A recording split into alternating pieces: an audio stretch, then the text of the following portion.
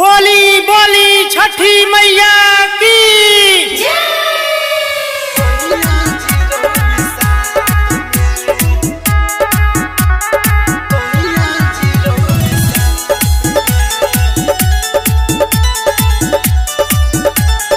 Music by कुंदन दास।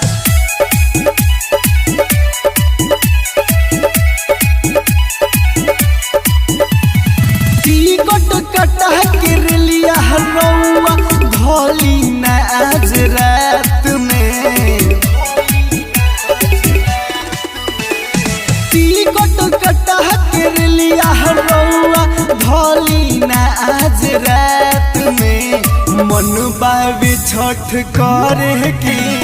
सैया जी रउआ साथ में मन बाबे छठ करे की सैया जी रउआ साथ में।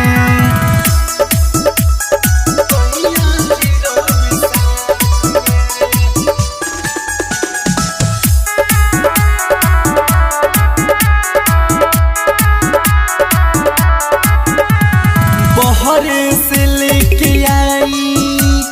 हमारा लाई गुसरिया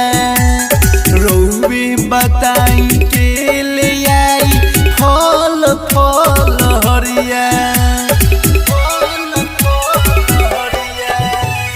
बहरे से लेके आई हमारा लाई गुसरिया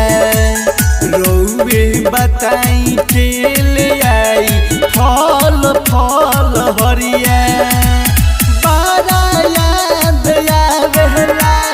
खरना के दिन खात में मन बाबे छठ करे के सोइया जी रउवे साथ में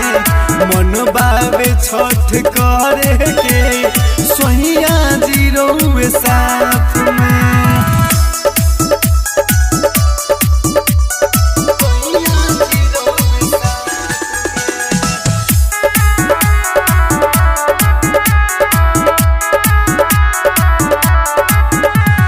करी है जे कृपा छठी माई दुख दूर होई बोलैया पंकज सजनवा मानो कहनवा निमन होई समैया करी है जे कृपा छठी माई दुख दूर होई बोलैया अखिलेश सजनवा मानो कहनवा निमन होई समैया दौड़ा ले जई है देवरू उखिया अजित ली है हो हाथ में मन बाबे छठ करे के सोइया जी रउवे साथ में मन बाबे छठ करे के सोइया जी रउवे साथ में।